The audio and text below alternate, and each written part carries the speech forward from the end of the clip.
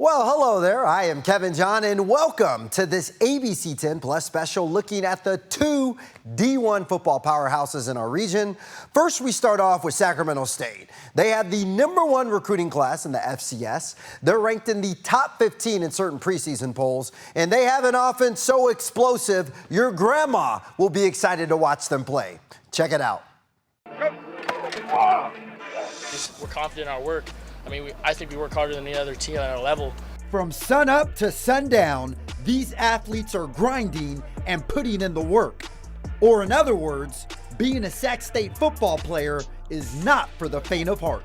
So Coach Mayer instills that confidence in us by consistently putting us to work day in and day out. Our practices are hard, but they get us better. And practice is key when you have 73 new players on the roster. One of them is quarterback Jaden Rashada, who will be the shot caller of the Go-Go offense. I think we're seeing a lot of growth, development, chemistry, and we're coming together day by day. That's what I'm happy about. We just need to keep going, go 1-0 every day and go, have a 1% mentality, I say it all the time. I'm just grateful, I'm back in California and I'm back with a great group of guys, great coaches, and we're creating a culture here. The man at the forefront of the innovative offense is new head coach Brennan Marion, and he successfully built a healthy culture at Sac State. Yeah, if you look at my track record everywhere I've been, that's kind of been my calling card, to bring the team together and get guys to love each other. And really that's about the community we create, that guys feel safe, they feel loved, and they feel like they matter.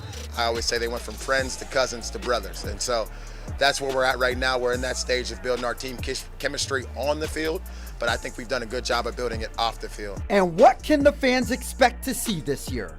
Scoring and lots of picks, defensive touchdowns, that's our goal, flying around, that's really what it is. Turnovers and touchdowns, baby. Turnovers and touchdowns, a good combination there. All right, next we head west on the I-80 to Shredville, USA, a place where the Davis football team enjoyed a historic season last year. But that was last year, and this year the team is looking to follow up on that success, all while accomplishing one thing: finding joy. Every day, man, we should be trying to seek joy in what we're doing and find joy in the little details, find joy in the meetings, find joy in the practice. That's just what we do here.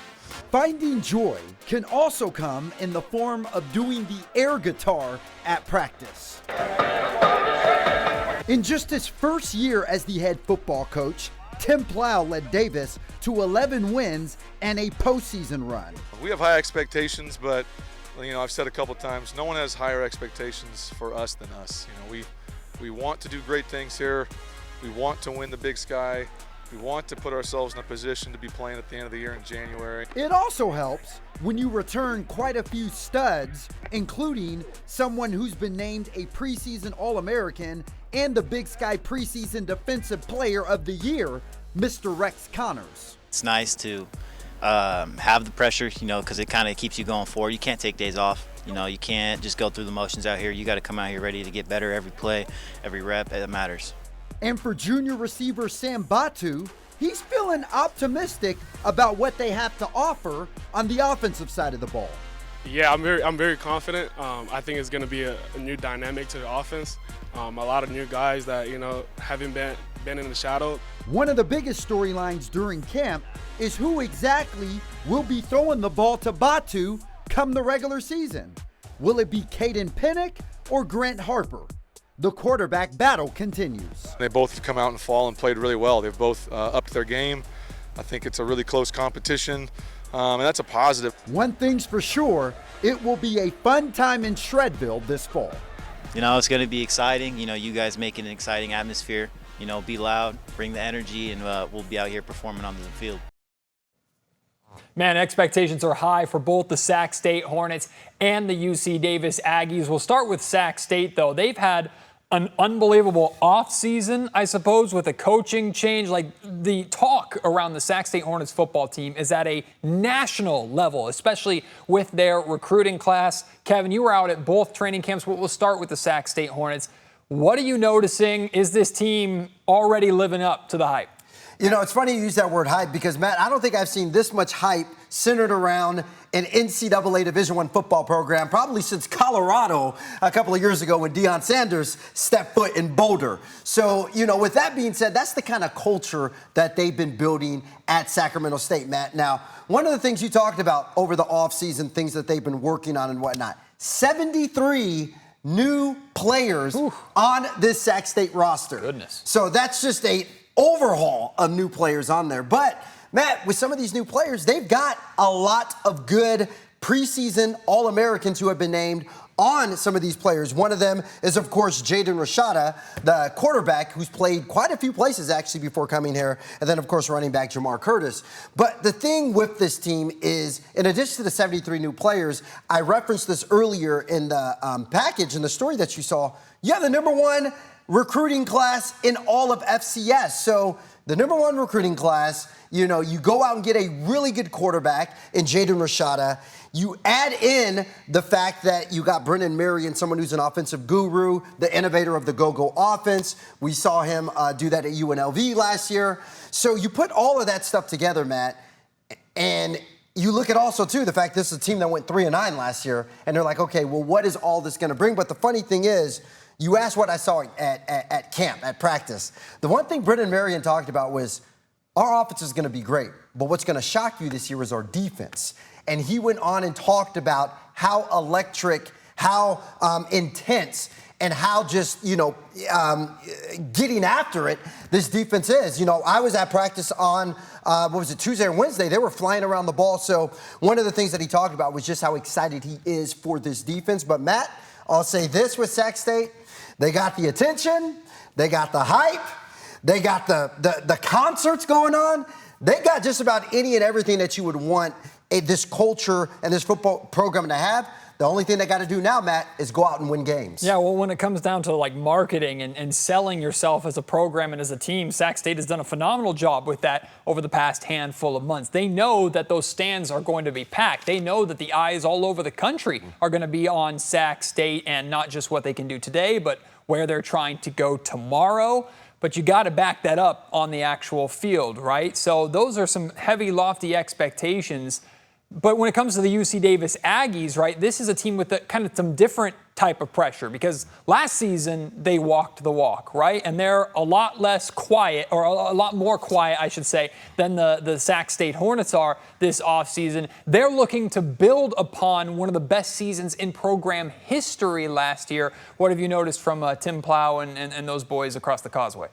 Well, let's just say this. Those boys across the causeway, they're getting after it, too. Now, granted, Sac State is getting all the hype and all the attention, but don't get it twisted. Over in Shredville, USA, Matt, them boys are getting after it over there. You talked about last season. They were 11-3 last season, Matt. They ended the season #5 in the nation. Now, coming in now, their preseason poll, shall I say, they're listed 8 in the nation. So, you know, a drop of a few, but still in the top 10 in the nation. And this is a team who's under second-year head coach now, Tim Plow. And it's crazy to see what he was able to accomplish last year in his inaugural season as head coach of the program. But now that he's got a second year there, he's already familiar with the guys. They're familiar with him. They're familiar with the culture that he's implemented in there. I think that's more of a bonus. Now, don't get it twisted. Davis has lost some really good athletes over the last year, and that was one of the things that Coach Plow talked about when I was at practice. There's no replacing Miles Hastings, the quarterback who threw for a gazillion yards over the last few years. There's no replacing Lan Larison, the running back / receiver, the Christian McCaffrey of Davis, just the Swiss Army knife who's out there. And he even said there's no replacing those guys. But what they are doing is they're reloading. They have a lot of talent on both sides of the ball. One of the people they return is Rex Connors. He was one of the people that you guys saw in the story there that I did on UC Davis, a safety that is returning. He's a preseason All-American. So he's the anchor of that defense who did a phenomenal job last year, which a lot of people forget about because we think about the offensive explosion. But also on the offensive side of the ball, we talked about there's no longer a Miles Hastings. There's no longer a Lan Larison there. Sam Batu was actually one of their leading receivers last year. He's returning this year. And he probably could have had a lot more yards or receptions last year, but Lan Larison caught a lot of balls out of the backfield, which obviously took away from his production. Now, the biggest question, Matt, the biggest question when it comes to UC Davis is who is going to be starting under center. And that was on full display when I was at camp in there. And Coach Blau said, look, it's a 2-quarterback battle. Right now, it can go either way. So which 2 guys are we looking about? Well, people here in the Sacramento area are familiar with one of the guys, Caden Pinnock. He was a star at Del Oro, played quarterback for the Golden Eagles there for a few years. He was also the starting point guard of their basketball team, so a very talented athlete. On paper, it seems like he should be the starting quarterback. But what's interesting is you have another guy there in Grant Harper. This is somebody who has been there the last 4 or 5 years. He's had to sit behind the Jake Mayers of the world, the Miles Hastings of the world. And now he's kind of earned this opportunity to show that he's worthy of a starter as well. So, Matt, I say that's really the big storyline around there is who's going to be QB1 once we go into the fall. And remember, Davis, they start their season a week earlier than everyone else. They started, I believe, August 23rd when they traveled to take on Mercer in Birmingham, Alabama. So that's about 2 weeks away. So Plow said they are going to name a starting quarterback soon, but that'll be really interesting to see who they pick at that starting quarterback position, because obviously that's going to set up this team for the success that they'll have this year. Well, there's a misconception that Sacramento is not really a college football town, but every year we very much look forward to the Causeway Classic. That might be the hottest ticket of the year in this city, the Causeway Classic this year, with the fireworks that's expected from that. Of course, we'll have all of the coverage all season long for both Sac State Hornet and UC Davis Aggie football here on ABC 10. It's going to be a fun year. Absolutely. The Causeway Classic, I mean, get your tickets right now because I'm assuming they're going to sell out. It is going to be a party for the Causeway Classic, and I know both teams are really looking forward to that. And also, who knows what both of these records will be once the Causeway Classic hits and what the implications will be on the Causeway Classic as well. Because remember, this very well may be the last Causeway Classic we'll ever see. Because remember, Sac State is not going to be playing in the Big Sky Conference next year. So this could be the final Causeway Classic that we'll ever see. One thing's for sure, Matt, is definitely going to be electric, and I can't wait for it. I mean, let's just kick off now. Let's just get it started. Yeah, seriously. Why even wait? Well, Kevin, fantastic work getting out there at training camp. Again, ABC 10's got your coverage all season long for college football here, plus, of course, high school football locally and the NFL as well. We have it all for you on our normal ABC 10 broadcast, and you can catch more sports 24/7 right here on the free ABC 10 Plus TV streaming app. Get your local news and weather anytime, anywhere. I'm Matt George. That's Kevin John. Take care. We'll see you next time. Let's kick this thing off.